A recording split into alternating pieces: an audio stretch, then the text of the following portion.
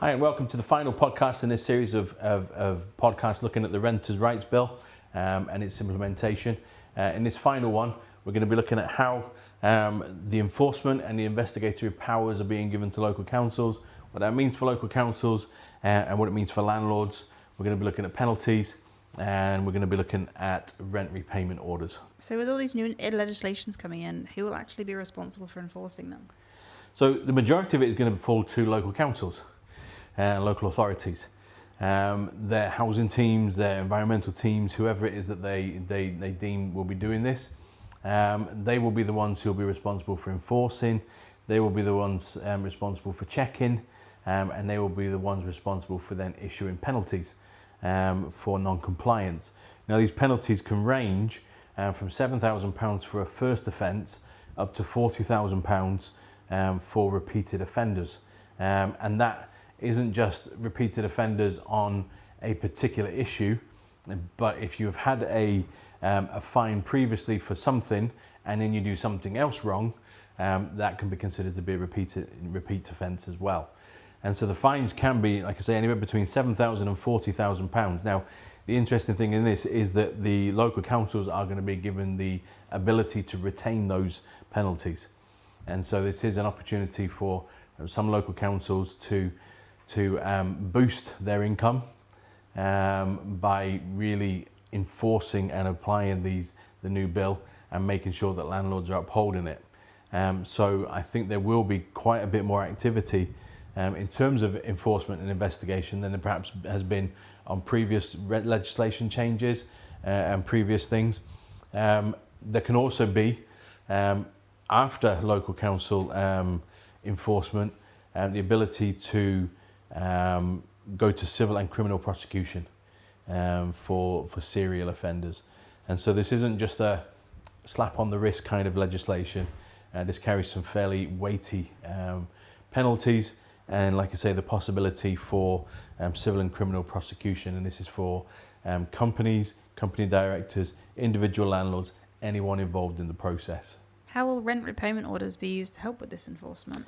Because the rent repayment orders have always been a bit of a deterrent to try and help landlords sort of toe the line. This will be strengthened, this will be increased, and the ability for councils to apply a rent repayment order will be increased. And so rather than the maximum being 12 months of rent repayment, it can now be up to 24 months. And the time frame for a rent repayment order being made is being extended from 12 months to 24 months from the offence. And so it becomes a larger deterrent, the possibility of having to repay 2 years worth of rent. Now obviously rent repayment orders are used in circumstances where someone has been done something wrong, have failed to live up to their responsibilities, and as a result the council have determined that they need to repay rent to the tenant for the period of time that offence was in play, if you like. And so they can only still be used where an offence has been committed. It can't just be, for an inconsequential reason, sorry. It's only when there's an offence that's been committed that the rent repayment order will be in place. But like I say, that can be again for the landlord, for a company director. It can be put in place, and they can be anything up to 24 months worth of rent, and can be activated at any point up to 24 months after the offence has taken place. So as you can see, the enforcement and the implementation of this is going to be quite severe. Local councils are going to be given that responsibility. This is going to be policed, and this is going to take effect. What I would say is that if you are a good landlord and you look after your properties, I don't think you've really got anything to worry about. A little bit of extra paperwork to do, a little bit of extra areas to have to register, and perhaps be a bit more aware of what it is that you're doing. But if you're a good landlord with a good property, you'll continue to be able to rent and won't have too many issues under this new law and the things that are coming in. Obviously, that's the end of the series of podcasts we're doing. Our contact details will be at the end of this podcast, as they have with all the others.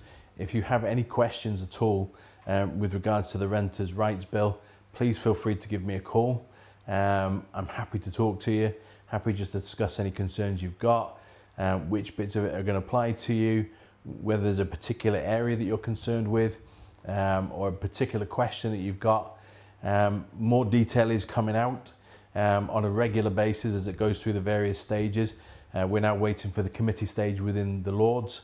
It's had its 2 readings, and so we're now waiting for committee stage to see what recommendations are implemented, to see whether there's any major changes. Once that's happened, we may well do another podcast with any changes that there are there. But like I say, happy to talk to you. Hope that these podcasts have been somewhat useful. We will hope to do maybe some events when we know it's coming in, maybe some online events when we know that it's actually going to become law, to help you fully prepare for what are probably some of the biggest changes that the industry has seen in quite some time. But feel free to give me a call if you have any questions. And thank you for watching our podcasts.